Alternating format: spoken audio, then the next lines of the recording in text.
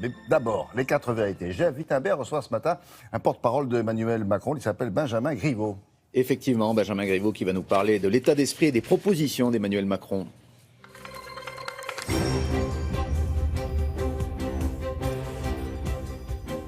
Bonjour à vous. Bonjour Jeff Wittenberg. Benjamin Griveaux, comment se prépare-t-on dans l'équipe d'Emmanuel Macron? Attend-on un nouveau scénario, un nouveau candidat pour la droite, vu ce qui se passe, ou François Fillon envers et contre tout?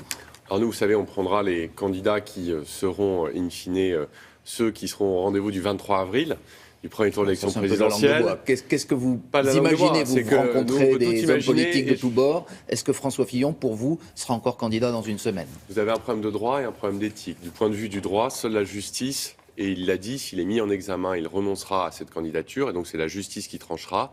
Et puis vous avez un problème d'éthique, de morale personnelle. Évidemment, il y a là plus de difficultés au regard des révélations qui ont été faites ces derniers jours. Et je crois que les Français exigent aujourd'hui de la transparence de la part de leurs hommes politiques, de la part de leur classe politique. C'est sans doute ce qui explique aussi qu'ils se réfugient dans l'abstention, dans les votes extrêmes depuis quelques années. Et donc nous, on sera sur cette transparence. Souhaiter le renoncement de François Fillon, est-ce que c'est aussi votre cas? C'est à lui de prendre sa décision. Est-ce que vous croyez à la théorie du complot, au coup d'État institutionnel, aux officines que dénonçait le candidat de la droite hier encore? Non, je ne crois pas. Je trouve même qu'il faut savoir garder son sang-froid quand on souhaite accéder à la magistrature suprême. L'état de droit est maintenu. Vous avez une indépendance entre l'autorité judiciaire et le pouvoir politique, et c'est heureux. On a connu dans ce quinquennat des affaires.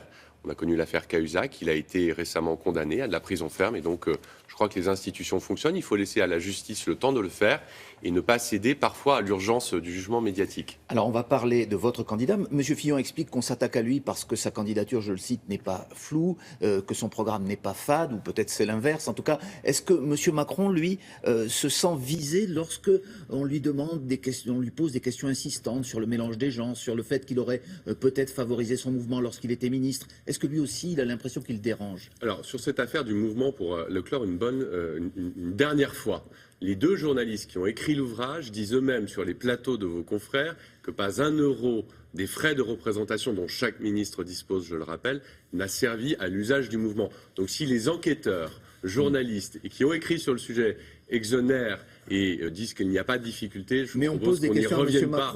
C'est normal qu'on lui pose des questions dans le cadre d'une élection, donc il faut qu'on puisse y répondre. Donc sur ce sujet, il n'y a pas là-dessus pas d'autre réponse à faire, et il y a d'ailleurs répondu l'autre soir lors de son 20h. Et il a parlé d'ailleurs de sa circonscription, un lapsus un peu révélateur. Non, mais parce que justement, vous savez, on reproche aux personnalités de votre mouvement, vous êtes un des rares à avoir été élu en Saône-et-Loire, je le précise, mais la garde rapprochée d'Emmanuel Macron, ce ne sont pas des élus. Est-ce que lorsque M. Macron parle de sa circonscription, justement, il ne montre pas l'absence de circonscription? Non, mais vous savez, ça fait 30 ans que le pays est dirigé par des gens qui sont élus depuis 30 ans. Si tout allait bien, je vous dirais que c'est le sésame d'avoir fait 30 ans de politique pour pouvoir prétendre à la magistrature suprême. Manifestement, le pays ne se porte pas si bien que cela. Et donc, ne pas avoir été élu, comme avoir été élu, ni l'un ni l'autre ne sont le vade-mecum ou le sésame absolu.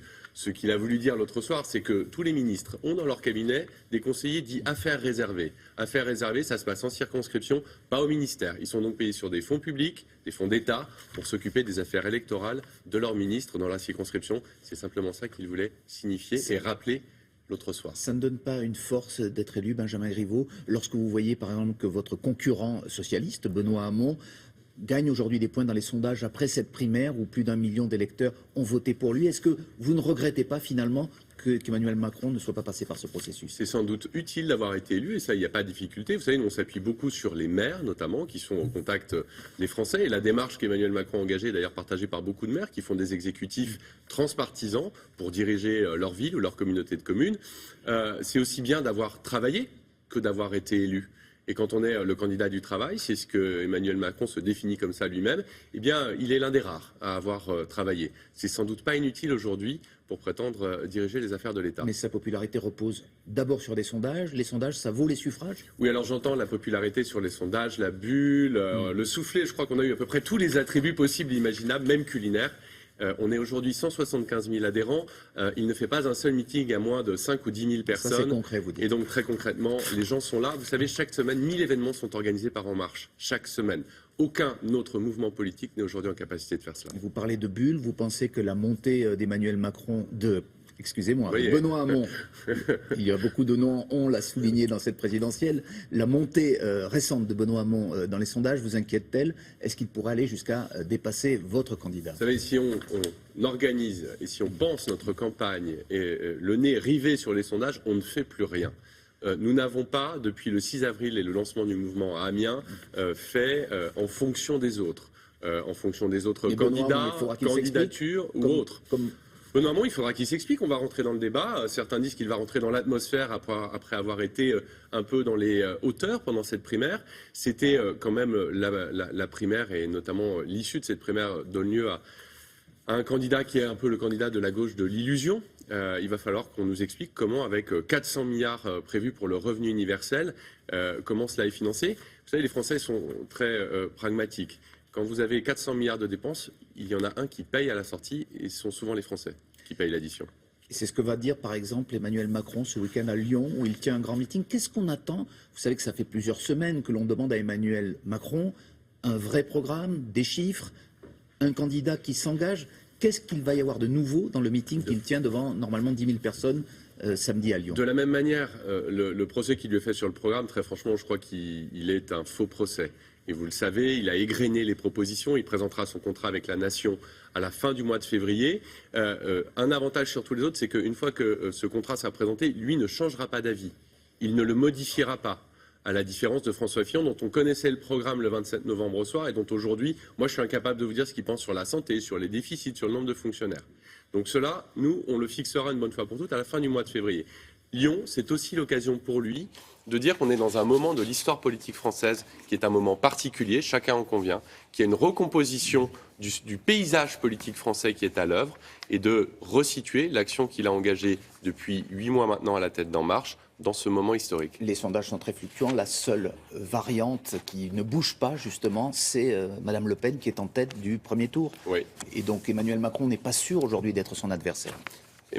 Personne n'est sûr d'être l'adversaire de personne par définition. Ce sont les Français qui trancheront dans 2 mois et demi. Une chose est certaine, pour lui et pour nous, c'est qu'il est le seul à pouvoir empêcher d'avoir un second tour entre la droite et l'extrême droite dans notre pays. Merci Benjamin Griveaux, c'est à vous William, très bonne journée. Merci beaucoup.